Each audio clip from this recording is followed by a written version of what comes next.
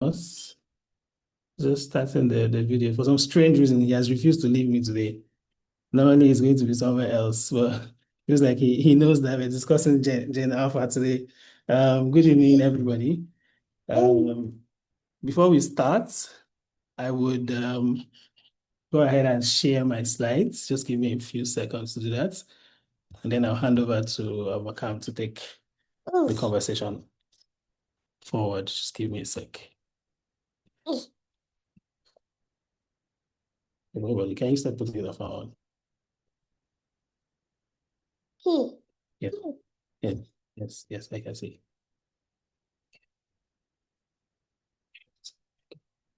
Mm.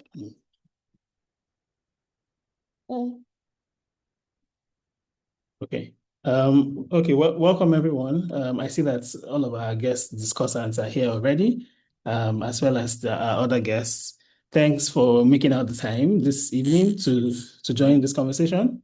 We're really excited to be having this discussion this evening, speaking about the role of Gen Alpha in shaping the future of River State, but also in shaping your own future as well as a generation. Um, just because for some of the younger people who are joining, this might be the first time you're hearing about. Okay, sorry, let me take this from me. This might be the first time you're hearing about the Rivers 2050 vision. Just to give you a quick introduction to what we're trying to achieve and why we've invited you here to sort of join us. So think of the Rivers 2050 vision as how you have like vision boards, right? You know how individuals do vision boards for the year. I'm sure like in your schools, you probably have done vision boards in the past. And so the Reverse 2050 vision is a vision board of some sort, but it's a vision board for a state, right? States and countries also have vision boards. But River State hasn't had a vision board or a dream for where it wants to be for over 50 years now. And so last year, those of us on the teams, Wakam, Bira, I, and the other team members have come together to put together this project to create a vision board for River State. And it's a dream that would extend for the next 25 years. And knowing that, 2050 would be the time when you would be as old as us, basically, right? You'll be the leaders of, not the leaders of tomorrow, but like you'll be the ones in charge. Basically, I sort of hate leaders of tomorrow phrase because they basically abused it. So yeah, so we thought it wise that it's important for you guys to be part of this conversation. We've been using artificial intelligence. You can check our website later. We've been using artificial intelligence to design posters and something that we call visual features. Sort of like speaking about what could the future look like. We know what our reality looks like today. Many schools don't have roofs in many communities, but what if every child had a laptop and a tab? And what if we had energy, 24 hours of energy and power? What if we had cleaner buses and good bus stops? What if we had, yeah, buses? What if we had, safer way of transportation across our waterways? What if we had gardens all across our city? So these are the kind of things that we're going to challenge ourselves and challenge our thinking as a people. All the conversation that we've been having, we've been sharing them online. So they're either on the website or also on our YouTube channel. So you can find all that information there. For the adults in the house, we've been running the polls, sort of like a polling, a pre-election poll, to sort of help to set the agenda for the forthcoming party primaries. So if you haven't taken this poll yet, please, we encourage you to do so. Rivers2050.org/2027 poll, to sort of like put in what you think the top development issues for the states should be and what sort of like leaders you're looking forward to from the primaries. Okay, Gen Alpha, by 2050, I'm sure if you guys add 24 years to each of your age, even if you're 10, you'll be 34 then. If you're 12, you'll be 36, right? So that's why I said you would then be the leaders and the people who would drive industry. And you would have gone through school and gone through university and gone through, maybe even had your own kids and become a parent of your own, right? But we hope that you wouldn't be a spectator in shaping your future. You'll be an active player in doing this. And that's part of why we think that today's conversation is very important because we think it's a chance to also hear your own ideas and hear your dreams for the river state that you want to see in the future. Some key questions we'll be asking will be like, how would you want your life to be by 2050? What would you like to change about River State and the way we are living currently? And an interesting question about if you were a River State governor for like 1 week, what's the first thing you're going to do? Just to hear your thoughts about the kind of change you want to see happening in our states. Um, we used avatars instead of your faces because we wanted to protect your privacy. But yes, when Obakam does speak, she's definitely going to introduce all of you. We're very excited and honored that you're all able to make our time to join us for today's conversation.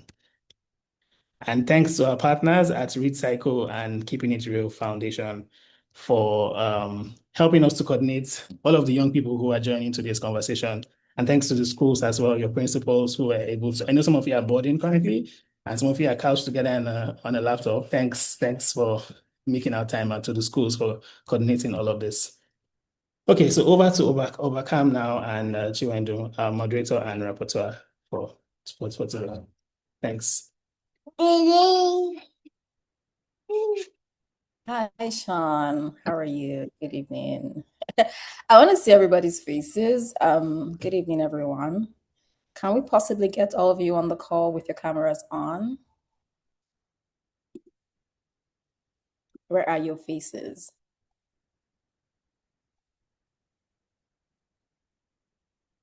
Okay, I'll be waiting for your cameras to come on. Hi, Jehu. Oh my God, Vanessa, how you doing? Good to see all of you. I want more cameras to pop up. Let me see your faces. We have a bunch of you on the call today. I see Jehu already. Jehu is a software developer. Which is your first name? Is it Elijah or Jehu? Where are you? Which is your first name? Jehu or Elijah? You're muted. Can you unmute yourself? There's a microphone button.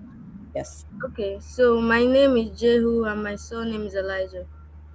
Great, great. Oh my God, I see Bifira and Gusi and some of her friends. Yes, I'm happy to see all of you. We're going to have a very interesting conversation today. Like Eben had, rightfully said, in 24 years, some of you will be in your 30s, you will be in your mid 30s, that type of thing. And we want to ensure that we carry you along in these conversations as we build River State of 2050. Right. So we're going to jump right into it. I'm going to ask you guys a bunch of questions. But before we get into that, we have Tishe Famuyiwa on the call. If you're here, give me a thumbs up. Tishe is 14 years old and attends GHS. We have Tiwa as well, Famuyiwa, 12 years and GHS as well. And we have Amadi Munachisum, 13 years GHS. We have Emily Charis, 13 years at GHS. We have Praise Sunday, 15 years, Finance International School. Thank you for being well represented. We have Princess Delight, 16 years in year one in University of Port Harcourt. Happy to have you on the call. We have Vanessa. I see you, Vanessa, 14 years old. She is already a climate expert. Y'all hear that? Gen Alpha climate expert. That's Vanessa. And then we have Jehu Elijah, who is 12 years, and he is a software developer. Can you guys please give them a round of applause? Thank you so much. Good to have you guys here. So I'm going to start with the first person I can see on my screen. When you want to speak, just unmute yourself and get talking. And when you're done, you can always unmute back, right? So that we don't have background noise, right? I'm going to call you guys, so it's going to be orderly. But if you have any additions to any questions I ask anybody, you can always raise your hands and answer the questions. Are we good? Just give me this if you're good. We good? Are we good? Can you guys hear me? Are we good? Good? All right, cool. All right, so my first question is, what do you love the most about living in River State? And I'm going to start with the first person I can see on my screen, Vanessa. What do you love the most about living in River State? Okay, thank you so much for that question. So I think that one thing I really love about living in River State is the diversity. So in River State, there are a collection of different ethnic groups. So when I go out, okay, this person says they're from Calabari, this person says they're from Ikure, Ogoni. And like because of that diversity, each day I'm learning something new about culture. Each day I'm learning about different cuisines. There are different festivals that come up. So I think that diversity that brings about the vibrant nature of River State, that's something I really love because if everyone is the same, I think life would be very, very boring. But like in River State, there's a variety of people within and outside River State. So that's something I really love about River State, the diversity, the culture, the language, the food, the festivals. Love Thank it, you. love it. Thank you.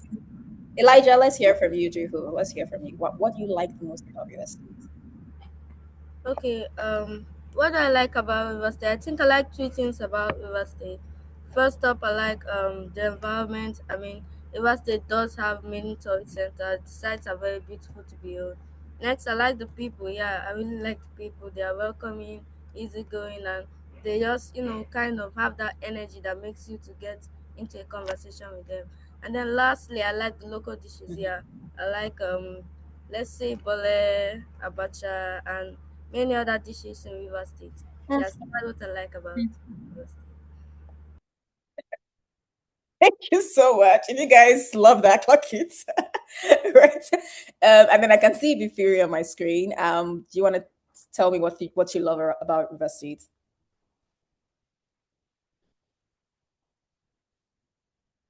Ibifiri, are you there? Is it just me? Are they frozen?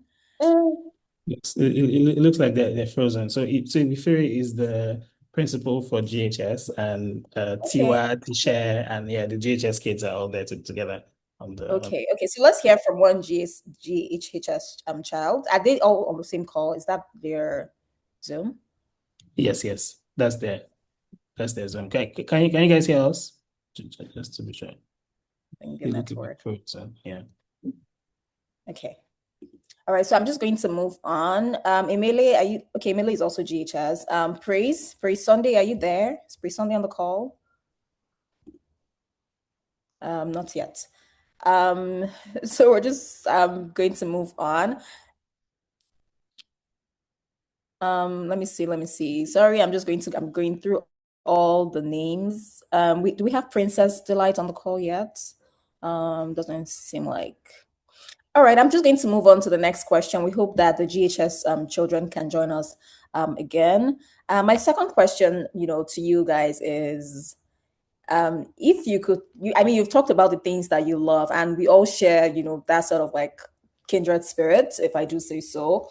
So my next question really is, if you could change something about the River State of today, what would it be? Right? What would it be? Vanessa, you want to go? Okay, so that's a lovely question.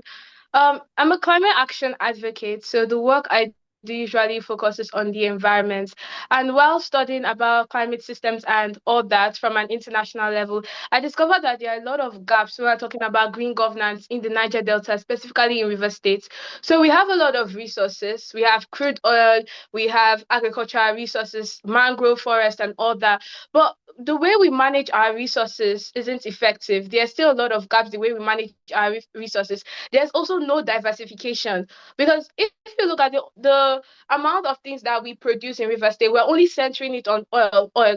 Meanwhile, we have a lot of marine habitats. We have a lot of human resources too, but we are always focusing on crude oil. So the thing that I would change is the green governance systems. And if you look at our budgets, that the budget that always shows the things that the government wants to do, there's hardly provision for climate funding. And even if there's provision for climate funding, it's always limited. It's only a small fraction of the budget. So if I was to change something, I'll focus more on green governance systems because if we can fix the way we address green governance in River State, we'll be able to improve other sectors. Like there'll be more investment in agriculture, which would also help in health and it will be a way of reducing inflation because the inflation happens where we're always centering on one thing and other prices just tend to go high because there's scarcity in those areas. So I would change green governance systems in River State. Yeah, so I'm not seeing the round of applauses. I'm not seeing that in that. You guys should be screaming right now. In fact, thank you so much, Vanessa. That was really, really good. I think that you will floor like anyone who would want to debate with you. Thank you for that very, very spot on response. Elijah, let's hear from you. If you were to change something in River State, what would it be? Okay, if I were to change one thing in River State, I would say that would be waste disposal systems. And when I'm talking about waste disposal systems, I'm talking about the way, the manner, the system, and the system of how waste is being disposed in River State. Let's say, like over the years, the River State is not getting cleaner, so to say. We're getting more dirty, and that can cause more diseases based on we have unhealthy water, the air is polluted, and this can make the government spend more, which is also going to dry our funds and all that. So if I were to be governor of River State for a week or a day, I'll change waste disposal systems. Thank you very much. I love it. Thank you so much. Thank you for your brilliant response as well. Do we have the GHS team back? Yeah, they're back. They just came back now. Can Okay. you hear us? Maybe Yes, Fury? we are. Yes. Okay, great. Can you hear? Yes, we can. Do I have So yes, please go ahead. sorry, could you? Please, can you hear us in real time? Yes, we can hear you. Yeah, so we're just asking, and our two scholars here have just told us what they would change about River State if they had the chance to. So we'd want to hear from maybe two people from the GHS school. What if there was one thing they could change about River State today? What would it be? But we'll take Tiwa and then we'll take Emily. At the end of the call, we'd like to hear them.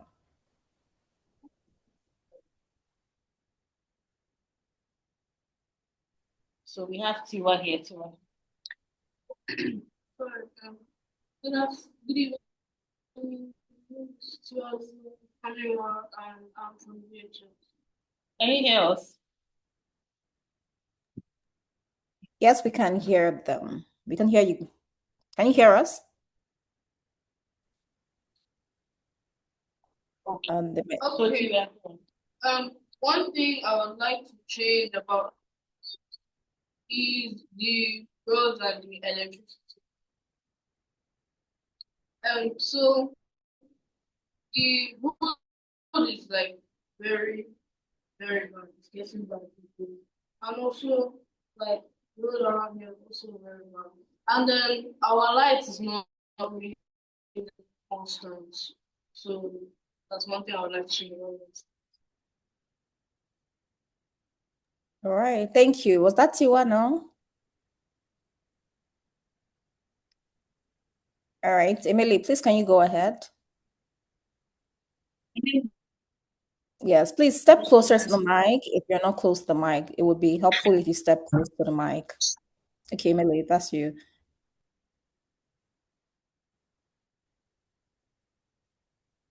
My name is Emily Makaris from the Global University. One thing I would like to change in the university, the amount of refuse we have, and it's getting bigger and larger every day. Almost every part of the university, we have a big amount of people living in it. And also, as Tio said, the road of Union State is not that nice, so the government should put some more effort into refurnishing the road.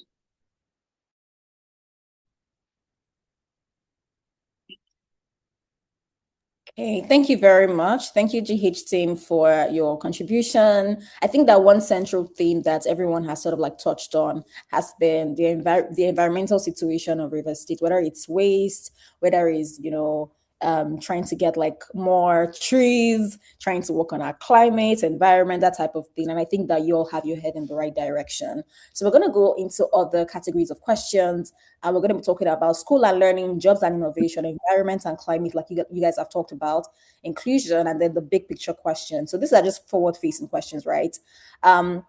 In terms of like schooling and learning, because this is where you guys are right now, right? What should schools in 2050 look like, in your opinion? I'm sure you guys maybe watch television a lot, or movies, or Netflix, or whatever it is that you're indulging in this time.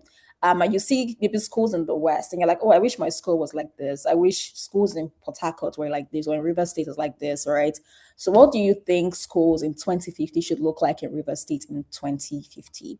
Whether you're in tertiary education or secondary, it really doesn't matter. Um, Elijah, please go ahead. Jiho. Okay, speaking about how should school in 2050 look like, let's say schools in 2050 should look more virtual. What I mean, like more interactive and more technology driven. I mean, we shouldn't just be reading with whiteboards and then taking down notes on exercise books. I mean, we should be having like virtual classes. We should be learning with AI companions, and I think it should be more based on technology than more manual. Thank you. All right. That's brilliant. Thank you. Can we have Tishe and Amadi respond to that from the GH school? Tishe and Amadi.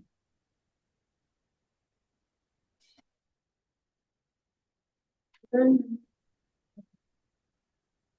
Hello, my name is Patricia, and I'm a student of JHS. It's pretty nice school yesterday. And what I think schools in 2015 should look like is schools should look more friendly, more high more efficient, more sophisticated, and more efficient. It should also be an efficient learning ground for students and staff, both learning simultaneously. Awesome. Thank you very much for your contribution. And then I think I mentioned Amadi. Amadi, do you want to go?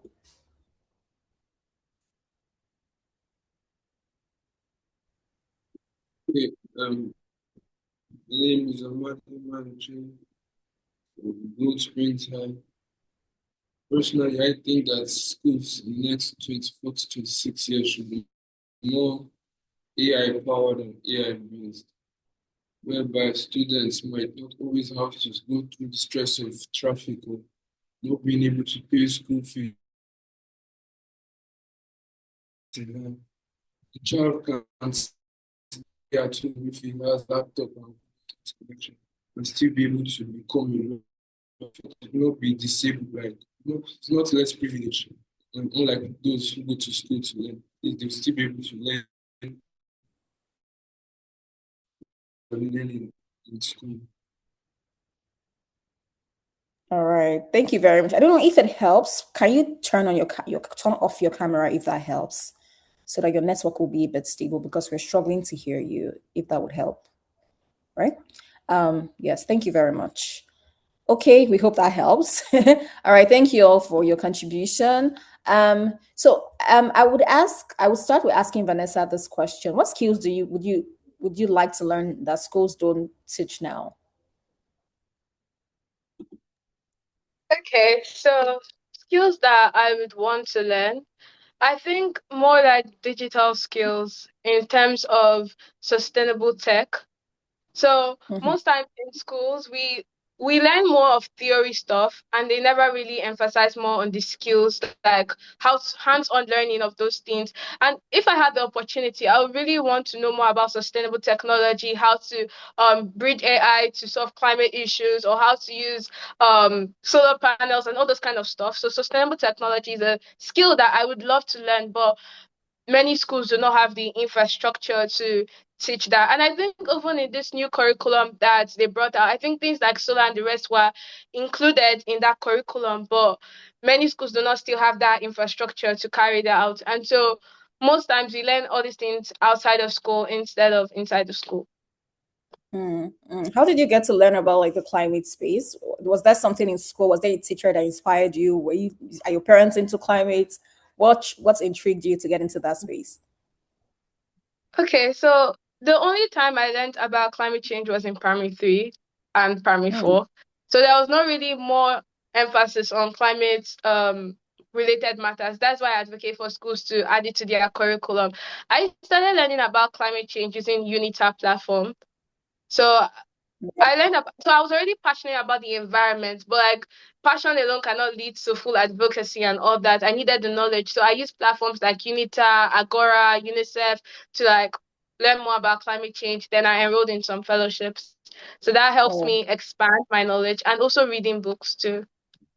amazing. Amazing. I hope everyone is learning from this. Like, catch them, y'all. This is it. Thank you so much, Vanessa. We're so proud of you. I am so proud of you. All right, let's get into like the jobs and innovation bit of this conversation. Um, I would really call on, who would I call now? Jihu, right?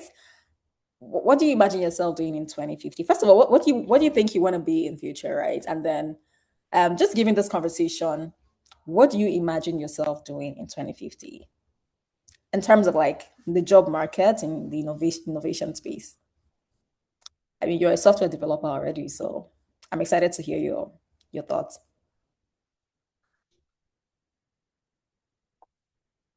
Is Jehu there? It feels like Okay, I it's think. frozen. Yeah. All right then. Okay, I would call Tiwa.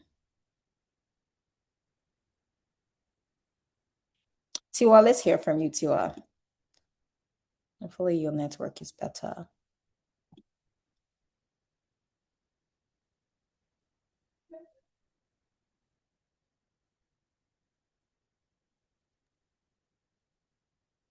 Okay, sorry about that. I think I had some technical issues with the laptop. It's okay.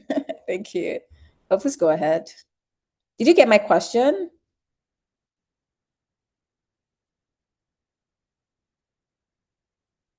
Jehu, did you get my question? No, Yes. not really. I didn't. All right, I'll come back to you, Jehu. Let the GHS go answer the question. I called on Tiwa. So or anybody who's really closer to the mic, it would be good to go. What do you see yourself doing in terms of jobs in 2050? First of all, what do you even think of you becoming in 2050? And then just given the context of this conversation, what do you imagine yourself doing in 2050? I think I would become a doctor. Well, a Okay. cardiologist to be specific. All right. Is that Tiwa? Yes. Okay. All right, cool. Amadi, are you there? Do you want to answer the question as well? Yes. Um, I would like to be a business lawyer, be lawyer to specialize Mm, in business law. love it, love it. Do you have any particular focus in terms of business you want to focus on, like tech business, maritime type of businesses? Like, what do you have any? So just generally, you want to be um, general practitioner. Based on where the world is going to currently, I will lean towards the tech business. Okay, okay, love it, love it, love it. Okay, okay, Jehu, where do you see yourself? What do you see yourself doing in 2050? Okay, what do I see myself doing in 2050? I think two things basically. I see myself doing no surgery, right? That's what I've been wanting to do ever since I heard about casting and other stuffs. So also I think I would also like to be a data analysis. Apart from specializing in software development, like I'm already into, I would also like to also adventure the data analysis world, navigate and interact with pie charts and other stuff. So yeah, that's why I see myself in 2050. Right. Awesome. Awesome. Thank you all so much for your brilliant responses. Vanessa, I think that we don't need a prophet to tell you. Or do you want to add to the conversation about what you want to be, where you see yourself? Maybe you're going to be the Minister of Environment in Nigeria or some, but let's hear from you.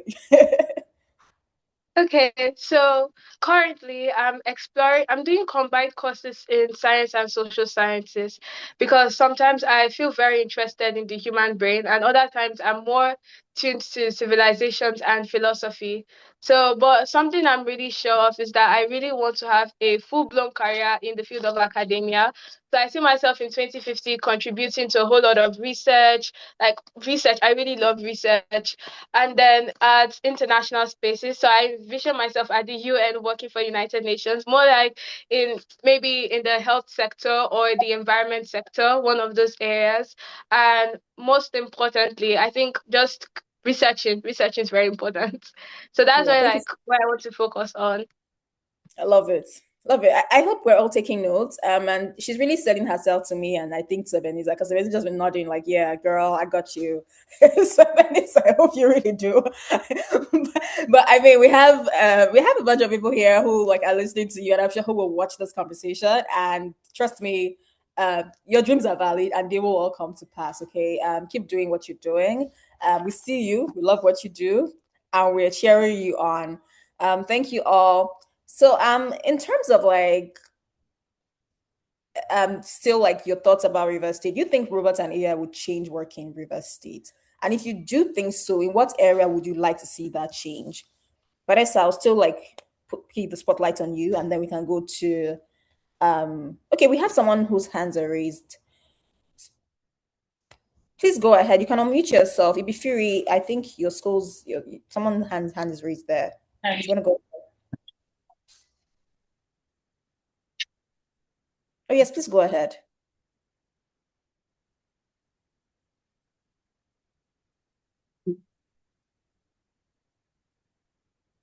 Hi, this is Karis again.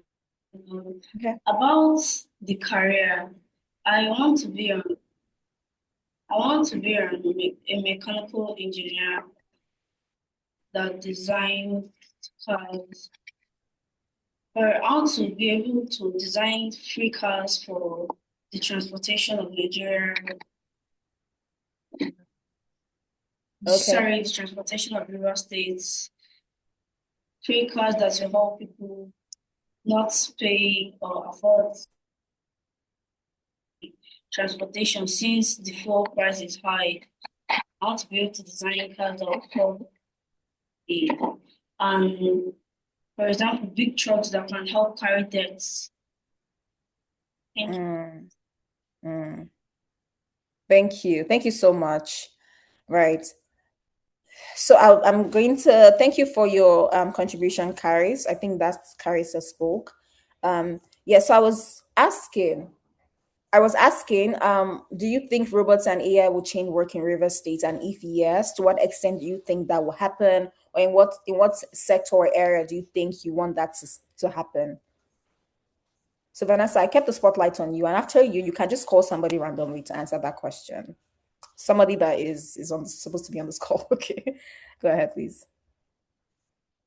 Okay, so whether AI and robotics can change the future of work in River State, I solely believe that it still depends on the people that are managing it or the systems that regulate it.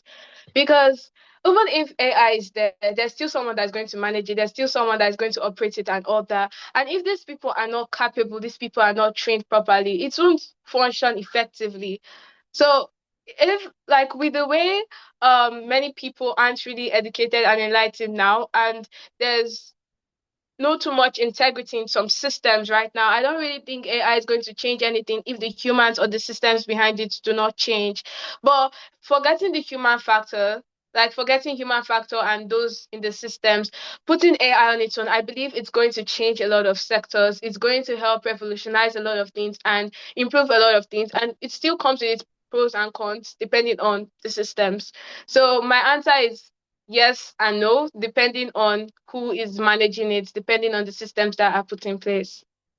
So I'll pass All right, it over to call somebody for it. Jehu.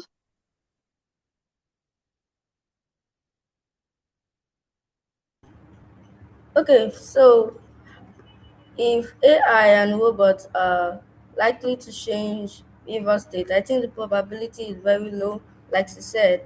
So this is due to the system in River State and yes, like she said, the people behind it.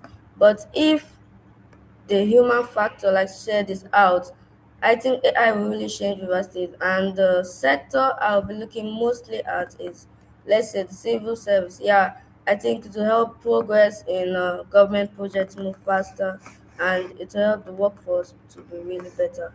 So yes, AI is going to change River State. Nice. Thank you. Thank you. I love it. All right, let's call someone else from GHS.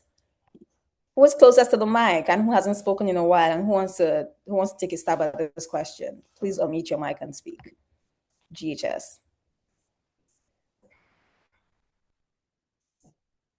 Anybody from there? I'm not seeing y'all, so I'm not sure.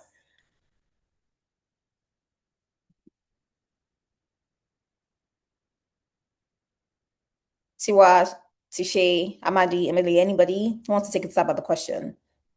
Okay. Okay, I think AI will help.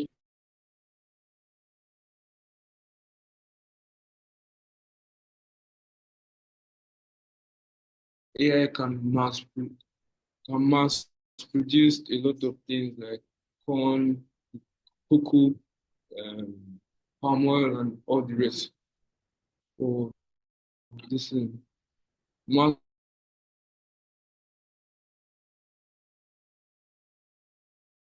I also have something to say. I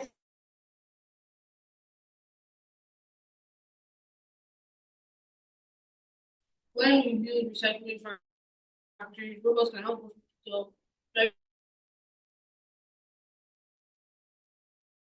We're losing your sound. We're losing your because you know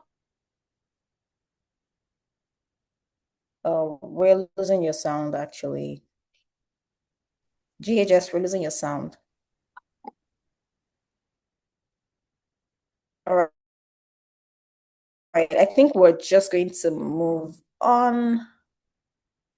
They've dropped off. Okay, we're just going to move on, and I'll take any question that they missed back. Yes. So let's now get into environment and climate, right? I think everybody had talked about environment this, environment that, and climate. So it'll be interesting to go more in depth, right? First of all, let's paint the picture. What do you think River State will look like in 2050? Jehu, please go ahead. What do you think it would look like, or it should look like in 2050? Okay, what do I think it would look like? Okay, I think River State should look like a hub of activities. Yeah, it usually is a hub of activities. And let's say the activities are mostly going to be digital activities. Yeah, we're going to be seeing new brands, digital brands, like, brands of graphic design, software development brands. And yeah, we're still going to be seeing, yeah, manual brands. Yeah, we always need the human brains behind the digital brand. So yes, River State is going to be a hub of activities, both digital and manual activities. Yes. Okay, thank you. Thank you very much. And let's just take a detour. We're talking about environment and climate, right? Did you get my question? Yes, yes, yes. I did. Let's skip it. Yeah, so in terms of environment and climate, I hear you about the digital space, but in terms of environment and climate, how do you think River State should look like in 2050? Yes. Okay. Based on our discussion, I think River State should have a better climate by 2050. Yes, because um, measures will be put in place to check environmental, havoc and other activities. Yes, so I think we should be better off environmentally wise and climate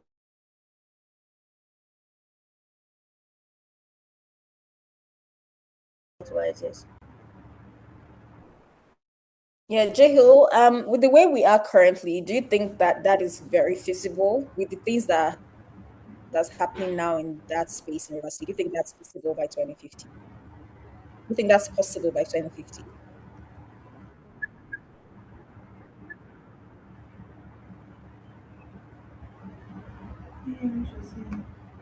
I did not get to right place.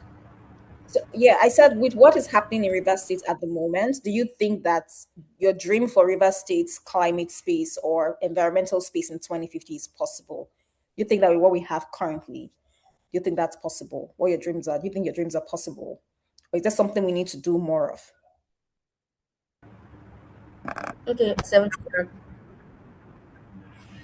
Okay, yes. So right now the probability should be 30 years because we are not, more developed based on climate crisis. Let's say because yeah, we have more black suits over here in university due to refineries and other associations that we use crude oil. Yes, and also if we are speaking today wise, the environment is not completely good to say, and so if we're putting today into consideration, let's say the dream is likely on a low probability. Yes, but I think what should we do? Yes, like she said, we should consider, the green governance, and we should look for more resources, more places where we can get revenues than only crude oil. And also for the environment, we should put more waste management systems, better collection and disposal, and other measures. Yes. Yeah. Okay, thank you very much, Jehu. Now I'm gonna call Vanessa to answer this question. I think that the question from the conversation of the question of should climate change be taught more in school, I think that the answer from what I hear from everybody is yes. Right. So let's narrow it down a bit more. If climate change were to be taught in schools, and the answer is yes, what areas would you like to see in the curriculum, Vanessa? Okay. Okay, so the areas I would like to see in the curriculum, I think first of all, the curriculum should cover more about the environment, like what we see in the environment, how the environment helps us, because I believe that when students understand how important the environment is to them, they would be more attracted to help the environment. So I think before diving into the problems, right, before saying that there's deforestation, there's waste management issues, they should know why the environment is important to them. So I think that this should be the first part that should be covered by the curriculum. Then other important areas that I think that should be covered, waste management. I think that is a very huge problem, and that starts with individual behavior. So in school, sometimes I see that when people eat things, they just throw it randomly. Like they feel comfortable littering, and they know many people do not really know the environmental impacts of this littering. And so since it's something that can be corrected through behavioral change, I think it should be added in the curriculum. So waste management is very important. I think the curriculum should also talk about the key problems that we face, such as environmental um degradation, where we're talking about deforestation, the effects of crude oil, fossil fuels. And another thing I think the curriculum should focus on is beyond the problems like deforestation, waste management, lack of economic diversification. I think the curriculum should focus more on building the skills for these people for these students to actually contribute to the climate sector. So in this way, we're saying that okay, at let's say before secondary school, before someone completes secondary school, completes their primary school, they are able to have done a climate project, they are able to engage in climate activities. So I think when there's more hands-on learning, like building of projects that solve these problems, not only would they be learning, but they are indirectly contributing. And I think another thing the curriculum that climate education curriculum should prioritize should be nature-based excursions. So I see lots of schools do excursions to different places. Like some schools, they go to all these petroleum sites, they go to all these industries, factories, and the rest. I think there should be nature-based excursions whereby it's going to actually be fun, where these children go to see how local farms are, maybe camps and all that. I think they do that abroad. Like it's not really part of their curriculum, but some schools do that abroad. So it's going to actually make the climate education curriculum more fun and more impactful. So in summary, I'm trying to say that the climate education curriculum, two things that should be prioritized should be more of hands-on experiences, like them building climate projects, or like it's something mandatory to do before you complete secondary school or primary school. Oh, wow, this is the project I did to help contribute to the environment. By this, they are building a sense of environmental stewardship and the nature-based excursions. Because if the curriculum just focuses alone on the problems, they will not really feel interested. They will just take it as a read and write exam situation. So when they are actually practicalizing those things and going out and seeing it, those are important areas to cover. Then any climate problem that could be tackled that is based on the individual, not based on the government or the systems guiding it, it should also be added, like things regarding waste management, because I think that's more of an individual problem. Even if systems have a role to play, many individuals do not know how to properly manage their waste. They don't know about the 3 Rs. So putting this inside, and things like carbon footprint, I think carbon footprint should be very, very something that is mandatory to learn in the climate education curriculum, because when you know more about your carbon footprint, you know how to cut your carbon cost at home. You know, okay, my school is very close, I can check instead of wasting fuel or something like that. So these are areas I think that should be covered in the curriculum. Thank you. You guys, man, I'm just learning so much. I'm just taking it. I'm just learning a lot. Too much. In fact, thank you so much for educating us, Vanessa. I don't know if you all agree, but if you do, give a thumbs up, give a clap, drop a comment, and give Vanessa a thumbs up, as well as Jehu. They've been doing an amazing job, right? Do we have the GHS team here? GHS, are you on the call? Are they on the call? Yes, we're on the call. All right, great. I don't know if you got the question, but I'm just going to go into another question. And I think I would like 3 people from the school to answer. The question really is, how should we protect our rivers, our forests, and our communities? I'm happy for 3 people from GHS to answer the question. How should we protect our rivers, our communities, and our forests? Because we do have a lot of them in River State.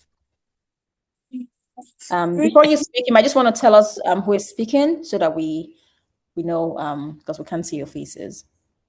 Okay. Well, this is Ulatisha speaking currently, and this is Uluwatisha Famiwa speaking currently, and and we have a lot of rivers and a lot of beautiful forests which could gain us foreign income, but we never properly use them. So this leads to deforestation, drought, flood, and all sorts of other natural disasters which are not good for our community. Well, a lot of ways of preserving our forest would be commanding or enhancing the rule of afforestation and reforestation on our places and our forest. Another thing that could also be very helpful for us could be refinery stations where we could refine our water, refine sewage, which could transform back to pure water. Another way we could also reform our animals could be that we make conservation stations where we keep animals that are poaching or being poached out of existence, and a few other methods. In a summary, all these methods would all sum up to us having a better Nigeria, keeping and refining and protecting our sources. Thank you. Love it, love it. Thank you. So anybody from the school to answer? Please go ahead, please. This is Tiwalulua, and one thing we can do to prevent all of this, one thing we can do to protect our forests and rivers is we educate more of our students on deforestation and pollution. Like, for an example, they mostly just used to talk about what pollution is. They don't go mostly into how we can prevent pollution. But we can prevent pollution by educating people on it, also trying to making like disposable dustbins to drop your waste inside to keep the city clean. Also, we can refine our waters, just like Tisha said, with water refineries to make pure water. And also, we can also employ other people. There are a lot of youths there that have graduated, but they cannot find a job. We can employ youths to do these things so that they will keep our city clean and protect the forests and waters.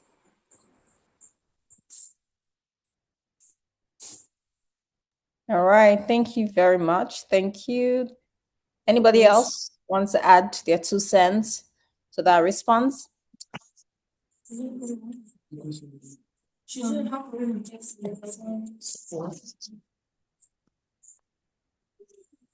Okay. So just moving on. One of you can actually go. I'm just gonna ask a new question. One of you can go, someone who's not spoken before from GHS, right? And the question is, how should River State support children with disabilities?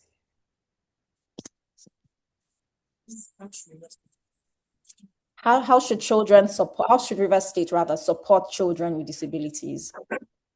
Okay, this is Amadi Manchimso speaking currently. And how I think we should support children with disabilities is by promoting more of technological and IT classrooms, e-classrooms for children that maybe don't have legs to walk to school or drive to school. Should also consider special needs schools for blind, for the deaf, for the lame, and all that. For the blind, they can easily learn how to use their other senses to know what the teacher is talking about, because what the teacher is saying, so that they can learn easier. When one is disabled doesn't mean that they are dead. When one sense organ is failing, others will still pick up and try to act in place for the others. So I feel like we should not always focus on the disabilities and work on the other abilities of disabled children. Thank you. Um, Yeah, please go ahead. this is Tua speaking again. So one thing we can do to help disabled children in aspects of education is making special school buses for children that cannot walk, like children that are on wheelchairs, because normally we don't have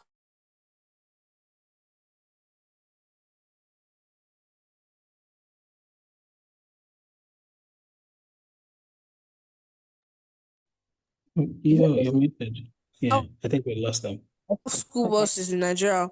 I don't think that train blind children, deaf children as well. In other foreign countries, they have those kind of schools, but blind children are forced to go to ordinary schools, and they might not understand what teachers are saying because they're not properly use their sense organs like their ears. Same thing for all the other disabled children out there. Thank you. Um, this is Kari speaking right Carrie, now. please go ahead. Government can decide to make schools for disabled children. Like for even though they can't learn educational, they can learn skillfully. Even though they can't learn academically, they can learn skillfully. You can disabled children can be skillful and still make it in life. For example, they can teach with they can learn with the other sense organs. Hmm. Okay, let's say a blind person can be a dancer because the person can hear the song even though they can't see. Or also a deaf person can do anything. Disabled children should not be infuriated in Nigeria. They can make special schools just for disabled students and teachers that can also teach disabled students. They can also be future leaders, and we need to train them and not avoid them and infuriate them. Yes, yes. And Jehu dropped an interesting comment. He said, like Helen Keller. I hope we all know Helen Keller. If you don't, go check her out. There's no point having eyes without vision. I think that's what she said. And that's one quote that really like sticks out when I was growing up. Have some people have eyes, they don't have vision, right? So that's where you realize that there are two different things. But you all should check her out. Thank you so much, GHS, for your contribution. I would just like to hear from Jehu now. My question to you is, how do we make sure as a state that no child feels left out, right? And I think it will also be interesting to know if you have people like these around you and what you've been able to do to help them not to feel left out. You have maybe blind friends, friends that are they have hearing impairments or even like special needs friends. Have you come across these people? Are they your friends? Have you been able to help them? And if not, how do you think you can contribute to ensuring that these set of people don't feel left out? Okay, so the question is, how do we as a state help children to feel like, so that they don't feel left out? Well, okay, I think it's to encourage them to get involved in decision making, policy enforcing, and also to provide them with the necessary basic amenities so that they can be educated, learn skills, and survive in life. Yes. Okay, so for the point of me having friends with disability, yeah, I've come across with a lot of them. Okay, so like Belema, she's kind of blind, so she used a braille to learn. Yeah, so we also have White. I think she's deaf and she does sign language. So yeah, I've come across with them while at Keeping Zoo Foundation and many others. So yeah, we do help them by giving them assistive devices, trying to learn sign language with them so that we can communicate with them. And yes, it's very fun. Yeah, it's fun. They are nice guys. So I think yes, it's a good plan. I love it. Thank you so much, Jehu. DHS, they dropped a comment. They say that our schools can help arrangements for students with special needs to attend. If they attend normal schools with those options, they don't feel disadvantaged. Just the way science and art students have options, disabled children can have options in normal schools as well. Right. Thank you for that contribution, GHS. Like Jehu rightly said, you can take it a step further. You don't even have to, if you can go on TikTok and just doom scroll, you can actually go there to learn sign language. You can learn come, you can learn please, you can learn take, you can learn how are you can learn little things like that. It makes for a lot more inclusive society when you see these things, right? I think when I got into university. The first university I ever went to, they had provision for blind people, and we had people in law school too who were blind, and who, though they were blind, they knew they were wearing a blue shirt, and they knew that the blue shirt was striped, and it was just interesting to know how they engage with other senses, the other senses that they have. Right? It's just these people would always exist amongst us. We don't have to go to the West, for us to see how these things happen. We can bring these things here and and create like a more inclusive society. And it really starts with all of us. As you're even growing, it starts with all of us, right? And it might not be that they have this sort of like, sometimes it really could be someone who has ADHD, someone who is dyslexic, someone who, it really could be anything. You just want to be very, very more mindful, knowing that there is otherness, and otherness can exist even in the face of like this sort of, I guess, yeah. All right, thank you, Vanessa. I will let you answer that question, and then after this, we're going to round up with our big imagination question. What do we do to ensure that no child feels left out? And what have you been doing in your capacity to ensure that as well, Vanessa? Sorry, please, I didn't get the question. What can we do to ensure that no child feels left out in River State? And what have you been doing in your capacity to ensure that as well? Oh, okay. So I think that one thing that we could do is creating more platforms and more spaces where children are educated, first of all, because most times these children do not say that they do not want to be involved. It's just that they do not have the right knowledge to do so. And so many people will be like, okay, these children, they do not have knowledge. So let's look at the older ones that have the knowledge to be part of these decision-making processes and all that.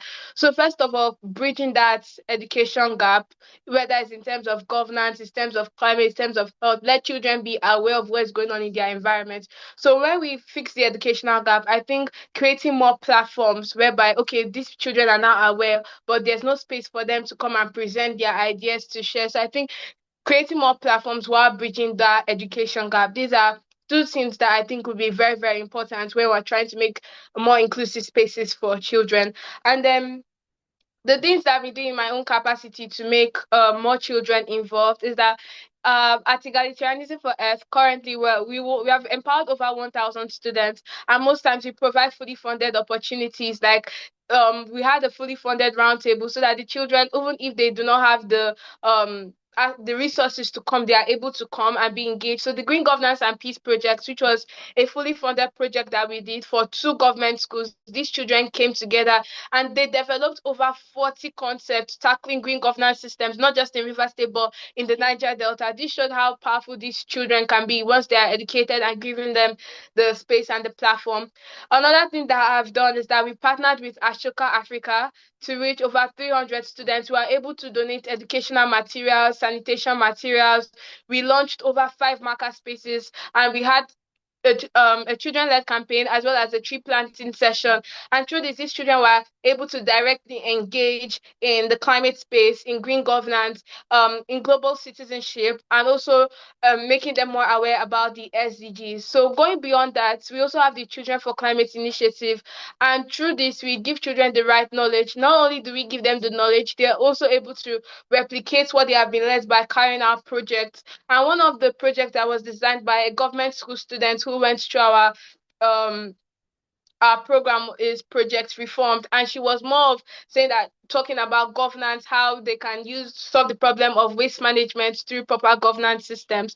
So from the Children for Climate initiative to the partnerships that we are doing, we are creating more spaces for these children to be involved and to be heard. And we're also helping to like simplify climate education and communication systems by providing immersive pedagogy and conducting research. So the last research that we did in partnership with Civic Hive was focusing on exploring the psychological impact of animations on climate engagement and behavioral change to make sure that okay, we're communicating climate change and change making in a simplified way for these children.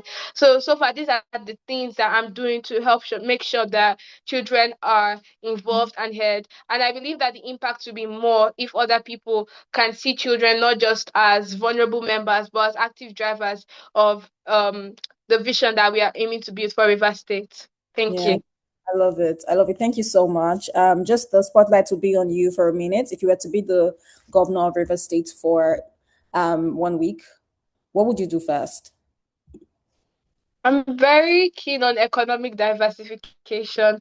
So I think this is the area that I would focus first if I'm the governor. So I would try to like center more on areas of agriculture, investing more in the agriculture field. By doing so, we're helping to like reduce things like inflation as well as fostering job access because many people do not have jobs and all that. So by investing in agriculture, we're reducing inflation, we're supporting the use of eco-friendly materials and all that, and also contributing to zero hunger. So yes. All right, cool, cool. I would actually love everybody to turn on their cameras. GHS, if you can turn on your camera for a minute, we hope that the network will not be as choppy. But if you can turn on your camera, I would love to like take a video. Like we want to see everyone's face as they answer these big picture questions or this big imagination question. Jiho is trying to join the call. But thank you for your submission, Vanessa. Yes. Tiwa, do you want to answer the question? If you were to be the governor of River State for 1 week, what is the first thing you will do? You can just go one after the other and take the question one after the other. Who is on pink? Just go ahead. Yeah. This is Siro speaking. So, if I was the governor of River State for 1 week, the first thing I would think about or I would try to fix up is the electricity. You know, in River State, we really don't have constant lights, and it's getting so bad to a point that some people don't have lights, sorry, for at least a week or two. Also, one area I would like to touch is our roads as well. Our roads are getting bad, and even though even at some point they're fixing it, but it's not going as much as we planned it. So, I would like to fix on the electricity so that there will be constant lights. Yeah. Also, that people can see, also, especially in the dark, there will not be light and it will just be very, very dark. That's very, very bad. Especially for shop owners that run 24/7, they'll have to go and buy fuel to go on the gen. I would also like to fix the roads because kids going to school, which they don't have cars yet, and also people going to their jobs. The road is bad, and when it rains, it may flood at some points, and it'll be everywhere will be wet, and they'll have to take off their shoe and be walking through the water. I would also like to I would Tiwa, also like to fix this. Tiwa, you're doing all this in 1 week? I think that's quite interesting. Do you want to pass it to your mate? Let's just go. What are you going to do in 1 week? All right. Are they frozen or is it me? Okay. In fact, we have to vote for Tiwa. She would have a lot of she has to have a lot of like executors on her cabinet because it's really some energy there. All right, do we want the next person to go? Just pass the phone to the next person. So let's hear what you're gonna do in 1 week if you were the governor of River State. Um, Let's hear this your is name. Tisha. Actually. Great, Tisha, please go ahead. This um, I'd like to change up about recycling in Nigeria, in River State. You see, a lot of the rubbish that we have on the roads in our communities, they all consist of plastic, metal, okay, which can be refined into something new. It can also be helpful to our resources. It can also be very helpful to human life, and it can also prevent all of us from getting diseases and all. It can also clear up and generate us new revenue. Uh, I'd also like to talk about the security of River State. Oftenly, the nonchalance of our police is not very helpful. Oftenly, when there's crimes, the police would oftenly only respond when money is involved, which is not proper. Police are paid by the. It's not proper. It's not proper that they're not doing. Is I mostly do the recycling, and possibly the pro- when the project is when the project is three-quarter finished, we'd move on to another project. Okay. You want to say something? This is Kara speaking once again. In 1 week, if I would likely be the president of, or the governor, I should say, the governor of River State, I'll go about the security of Nigeria. The security of Nigeria is not that strong. I'll likely strengthen it. For example, the kidnapping cases going around. I'll likely want to put CCTV cameras in mostly for the night. 24 CCTV solar panels, cameras in the place that solo in place that the kidnapping cases are going on more. I want to strengthen police with most trusted police officers in Nigeria. Want to reduce the rates of stealing and all the arm robbery of Nigeria. Thank you, Thank Karen. you. Thank you. Amadi, let's hear from you. Okay, so if I were to be the governor of Rivers State in 1 week, I'll first restart our oil refineries because oil has been Nigeria's number one import and export um, product, and it has been bringing us a lot of money. So if you are be able to revive our refineries, we'll be able to get a lot of money to make new job opportunities, we get new income from the world and all that. All right, love it. And finally, Jehu, let's see your camera. Turn on your camera, please. Thank you, everyone from GHS School. We have one final question to Okay, you, but Jehu, please go ahead. If you had to be the governor for 1 week, what's the first thing you will do?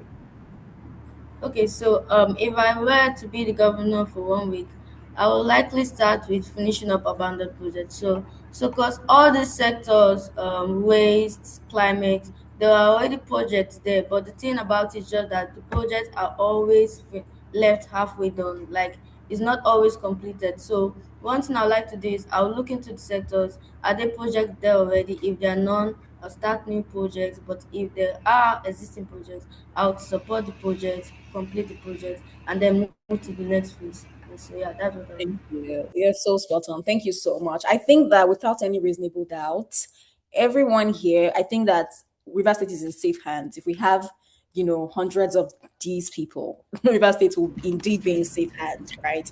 With a lot of people focusing on the right policies, focusing on not just jumping into the next project, but completing what we've started already, right? And so, to our final question before I hand over to Ebenezer, it is, what is the river state of your dreams? I would also like everyone's camera to be on as they take these questions, and everyone has to actually talk because we said so many brilliant things today. The spotlight is still on you, Jehu. What is the river state of your dream in 1 minute? Yeah.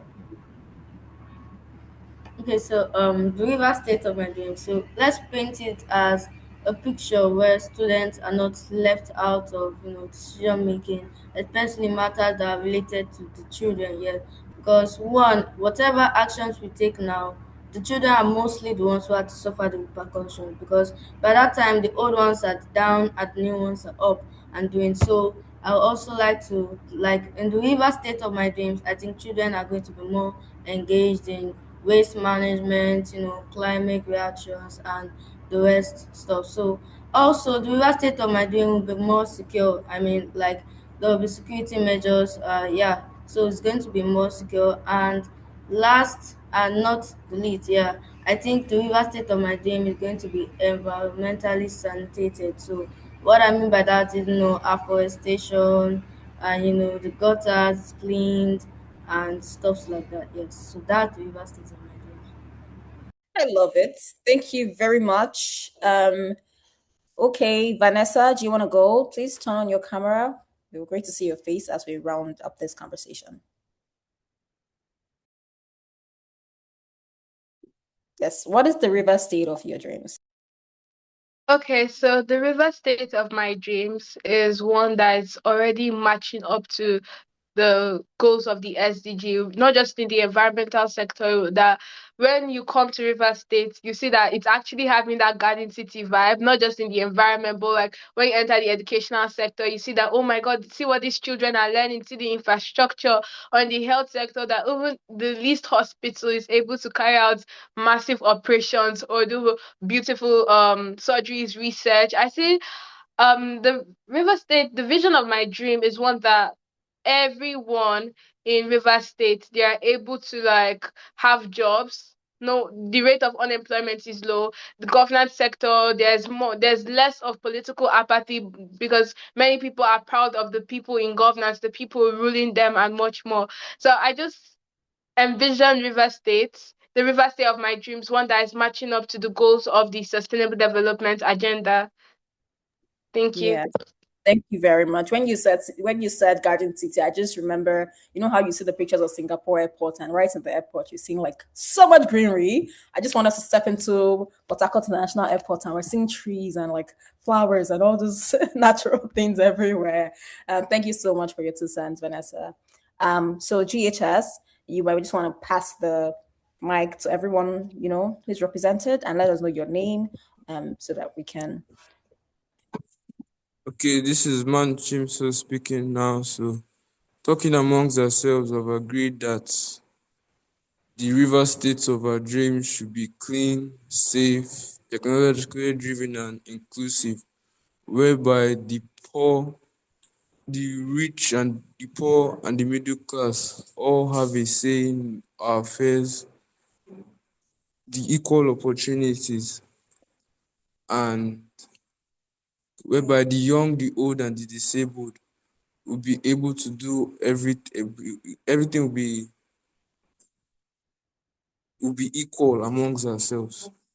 We'll have the same opportunities, have the same jobs, have the same of everything, so that our economy can be driven smoothly and equally. Thank you. Charis? Okay. The river state of my dream is for it to be clean, safe, environmentally healthy. Everybody should have equal opportunities, as he said, whereby the disabled, the rich, the poor, the old, the young can have same fair opportunities. There should be a fair play in universities, and about the a good government that can rule us in peace and unity. Thank you. Thank you.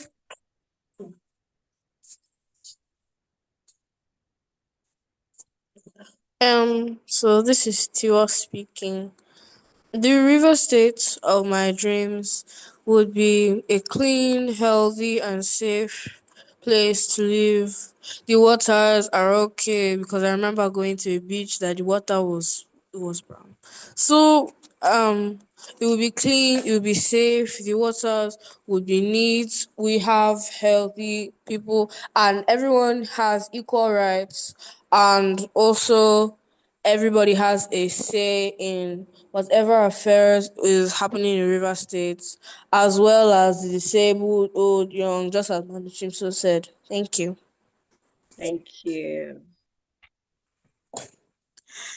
This is Tisha, and the river state of my dreams could be defined as an economically stable country, economically stable state, a place where a place where everybody, the disabled and the enabled, all have similar opportunities and can make proper use of it.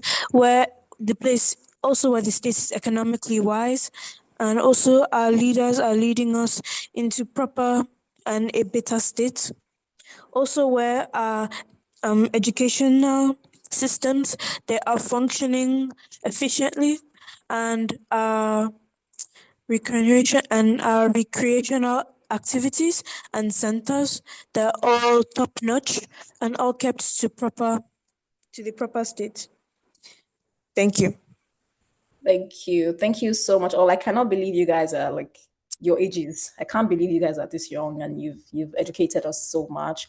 Thank you all for engaging so intelligently. At this juncture, I'm just gonna pass it on to Ebenezer to just wrap it up. Thank you. Thank you. Thank you so much, Obakam, for such wonderful moderation. And thank you so much to our guests, Vanessa, Jehu, Tisha, Tiwa, Charis, and Munachim. So you guys are so inspiring. Just listening to you, just as Obakam said, makes us know that the future of the state is safe. But that you're also just like knowledgeable of everything going around you. I mean, the assumption that people often have in government is that, kids don't know anything. They're just there. They just want biscuit and stuff like that. But I think just listening to this has totally debunked that you guys actually are fully aware. And in many cases, like Vanessa, you even have organizations and you're already beginning to do work in the society. Thank you so much for all that you do. This wouldn't be the last of this kind of conversation. Just hearing this, Anna and I had a conversation, and during the launch of the Rivers 2050 vision, where we hope we can have all of the leaders of the states, past leaders and present leaders, we would love to have you guys come back again and have something similar to this conversation, because at that point now the vision book will be launched, and we want to hear your voice. We want to hear you tell them and speak to them and hold them accountable, right? And tell them the kind of university that you want to see. And hopefully collectively we can hold the leaders of the states accountable. So thank you so much for joining. Just to also give people that have joined the heads up into what's coming up next week. I think Vanessa mentioned this during the points where she was speaking. Next Saturday, we'll be having the Blue Economy focus group. It's a shame that Rivers State, our name is River State, so it means that there's rivers. There's supposed to be rivers all around, but it's so shameful that our state imports fish and so many marine things that added to our marine diets. There's so much potential for like tourism. I think Tiwa and Tisha mentioned this. So much potential. Like, our beaches, there's so many beaches all across, whether it's in Andoni or Goni, all across, right? How can we tap into this? So we're bringing experts who will be speaking about this and sharing their thoughts and ideas for people who are working within this space. And so please join us at 4 p.m. next Saturday as we go through the discussion. But yeah, just to thank everyone. Thank you so much, and thanks Recycle, thanks KIR Foundation, thanks to all of the adults who came in here to support this particular conversation. And yes, you get to hear Sean's voice. I guess you heard his voice at the beginning, but he was disturbing us, so he had to leave. But yeah, thanks a lot, everyone, and see you next Saturday. This conversation will be recorded as it's been recorded. It will be shared on our website and on the YouTube channel as well. And we'll make sure that you get the link to it. Yes, Jay. It's on Zoom. Next Saturday it's on Zoom. I would share the link to you if you like to join the conversation. Yeah. Thanks. Thank you so much, everyone. Have a great rest of your evening, and thanks a lot for joining us.